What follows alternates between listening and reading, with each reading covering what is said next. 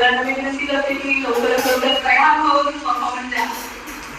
आणि अजून एक आहे की ह्या वर्षीची जी योगाची जी थीम आहे 2024 ची yoga theme yoga for woman empowerment आणि महिला सक्षमीकरण.